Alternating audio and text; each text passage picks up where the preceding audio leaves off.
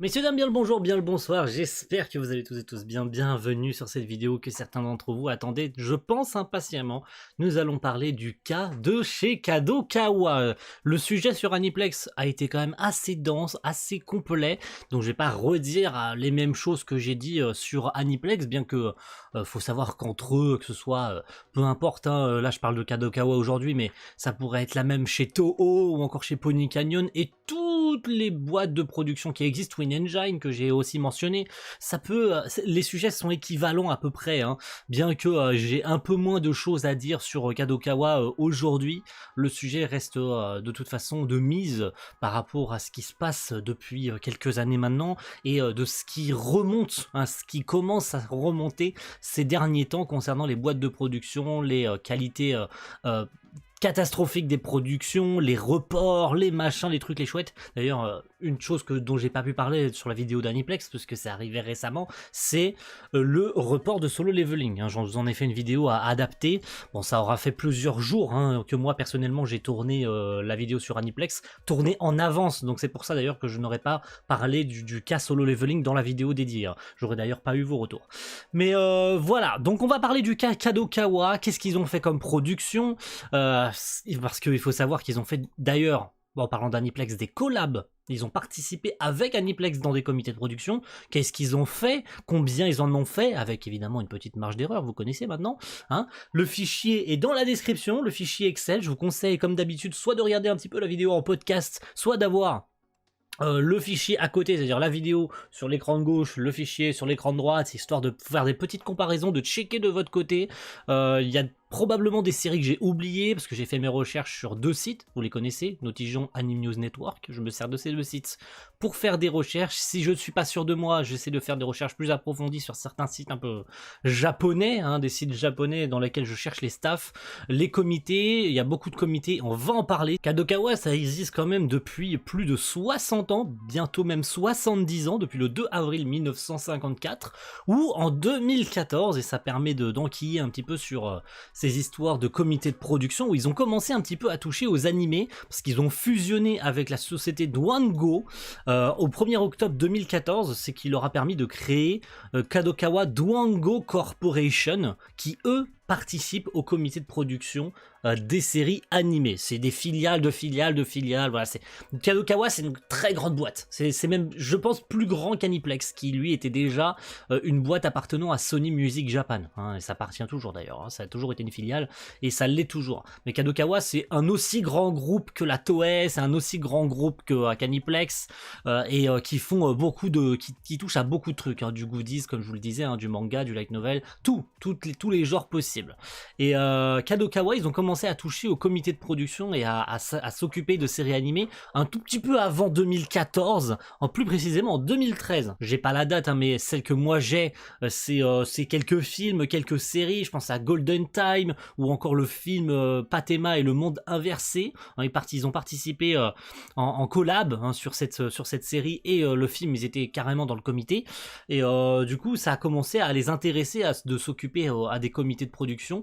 Et ils ont entre 2013 et 2022, je ne compte évidemment pas les chiffres de cette année, ça va encore évoluer, 267 séries, avec une marge d'erreur, c'est quand même énorme, 267, hein, je ne sais plus quels sont les chiffres d'Aniplex, mais Aniplex doit pas être très loin, mais c'est quand même assez énorme. Alors, 267, c'est évidemment pas que des productions, hein, 267 c'est tout, hein, c'est de l'aide pour faire de la pub, parce que imaginons l'adaptation d'un light novel qui est publié chez Kadokawa, eh ben ils s'en servent pour faire de la pub eux-mêmes hein, en tant que participants au comité ou non, hein, ils peuvent faire de la pub pour le light novel, pour l'animé, en collab également avec des studios, de la production de musique hein, avec certains de leurs sous-traitants, ou carrément dans les comités de prod, ou même créateurs originaux, ça leur arrivait de créer des séries originales comme Aniplex, hein, de créer des séries originales, et ils ont participé avec Aniplex à des comités. Il n'y en a pas beaucoup, mais il y en a quand même, j'en ai compté une trentaine, c'est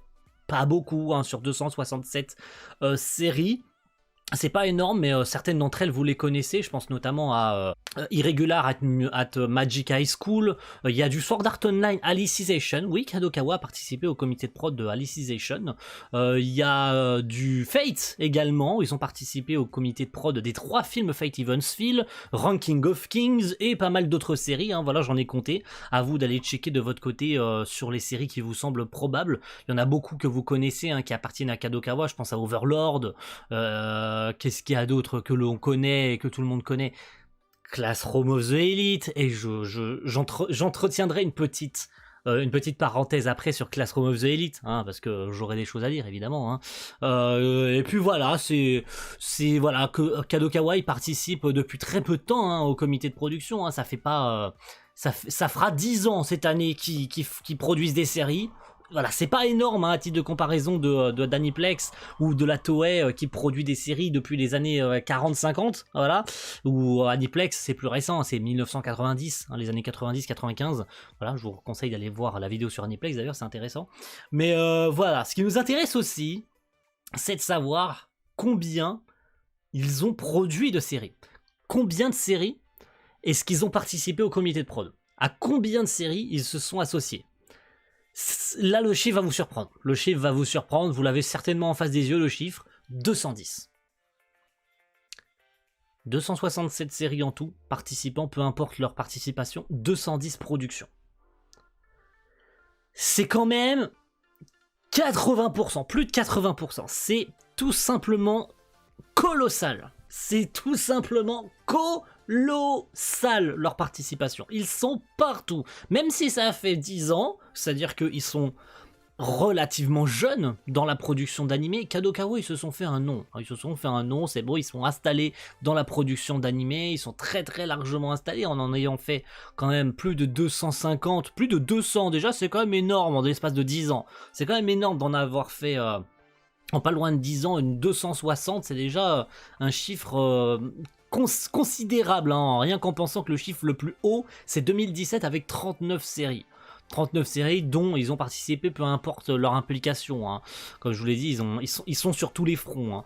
Ils ont participé, ils ont fait participer beaucoup de studios qui reviennent assez souvent. Je pense à Diomedea, Lerche, hein, vous les connaissez, Lerche notamment pour Classroom of the Elite, Phil, NJ, Madhouse, Passion, Nexus, Kinema Citrus également, j'ai pas parlé parce que oui, ils sont producteurs sur la série Made in Abyss avec le studio Kinema Citrus.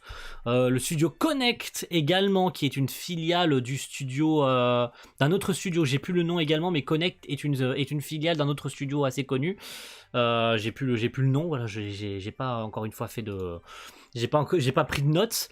Ils ont participé également aux productions de films relativement connus. Hein. Je pense à Your Name, Les Enfants du Temps, Tenkinoko, et également le dernier film de Makoto Shinkai, Suzume no Tojimari, hein, Suzume qui arrive chez nous. Hein. Oui, ils font partie du comité de production. Ils en profitent pour en tirer des profits. Hein. Ils sont pas cons. Hein, Kadokawa. Ce n'est évidemment pas le monde le plus rose. Hein. Ils sont tout aussi, ce sont tout aussi des businessmen que Caniplex à faire et à proposer des calendriers tout simplement catastrophiques. Hein. On repense à un cas assez précis. Hein. Ça y est, ça me permet d'engager sur Classroom of the Elite.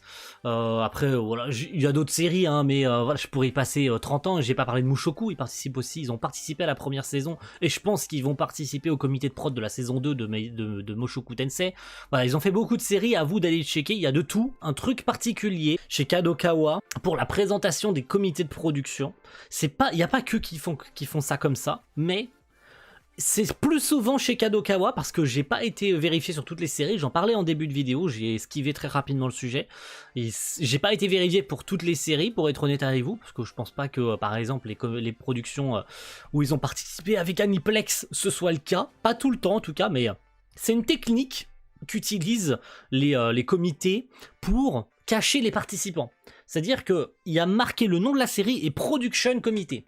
Vous connaissez un petit peu cette fonctionnalité? Ouais, c'est à la fin d'un générique, normalement, d'un générique d'animé, vous avez un petit intitulé où il y a le réalisateur, il y a les crédits, hein, tout simplement, il y a la typographie, il y a les crédits, et à la toute fin d'un opening ou d'un ending, il y a les participants au comité de production. Pas sur les animés de Kadokawa. Non, en ayant fait très peu de recherches parce que je ne savais pas qui participait au comité de prod de certaines séries. J'ai été chercher pour être sûr et certain que je m'étais pas trompé et qu'ils étaient bien participants au comité. Tu ne peux pas savoir qui participe au comité parce que c'est simplement une bulle de surface dans laquelle les participants au comité se cachent sous le nom de la série, Production Comité. Tu ne sais pas qui participe au comité, mais tu sais qu'il y a un comité production. Mais tu ne sais pas qui sont les participants, tu ne sauras jamais. Sauf ceux qui éventuellement travaillent dans le domaine, mais tu ne sauras pas qui a travaillé dedans. Et ça, je trouve ça ultra malhonnête pour les gens qui veulent savoir qui participe.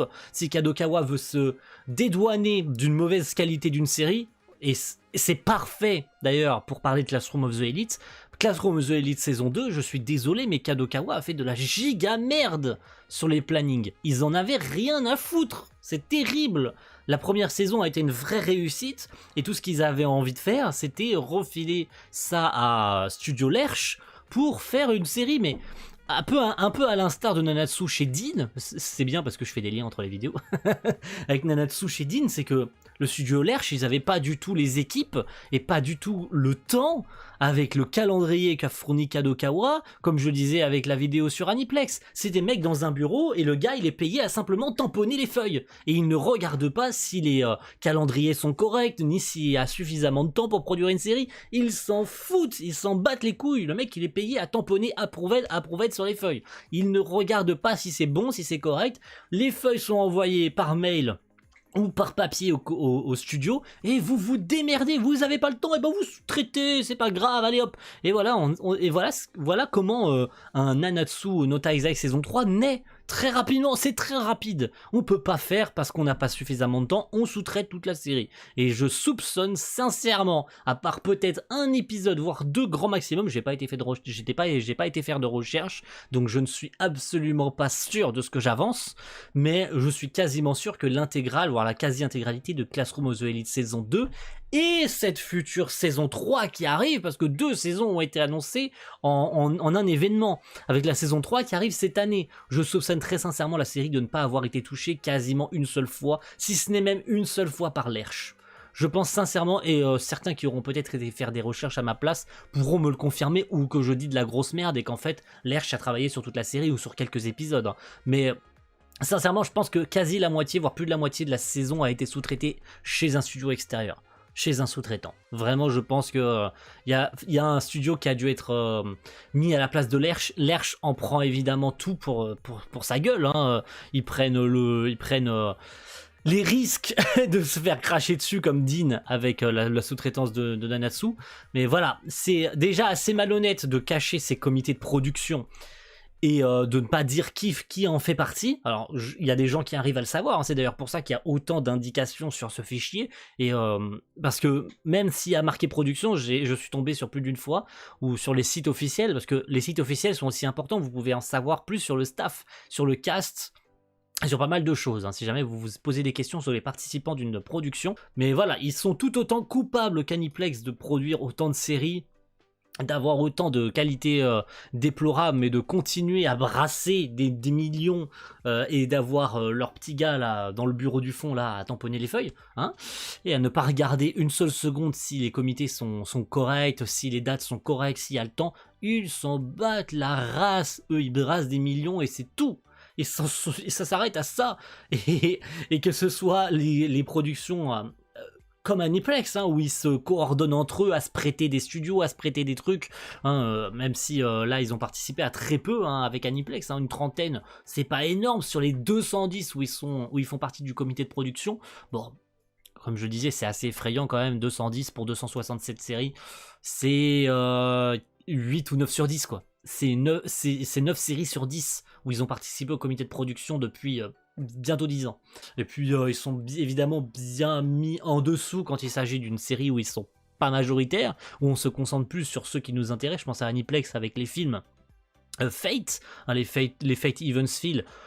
Quand on t'entend Fate Evansville, t'entends Aniplex, t'entends pas Kadokawa, mais ils sont quand même dans le comité, donc ils ont quand même brassé de la thune, et par rapport à ce qu'a généré le film, ils ont quand même brassé, parce qu'ils ont mis de la thune dedans, parce que ça les intéressait, ils savaient que ça allait brasser de l'argent. Donc, ça les intéressait et ils ont bien fait. Parce que vu ce qu'ont brassé les 3 films de la trilogie Evansville, bah, c'est une vraie réussite. Kadokawa, ils ont eu le nez fin et ils sont loin d'être cons, tu vois. Mais voilà, je pourrais parler d'autant de choses que pour Aniplex, hein, ça pourrait prendre mais de toute façon, ça pourrait prendre des heures, mais je pense avoir déjà tout dit sur la vidéo sur Aniplex. Le cas de Kadokawa n'est évidemment pas isolé comme toutes les sociétés de production. Je pourrais reparler de toutes les autres sociétés de production qui existent, hein.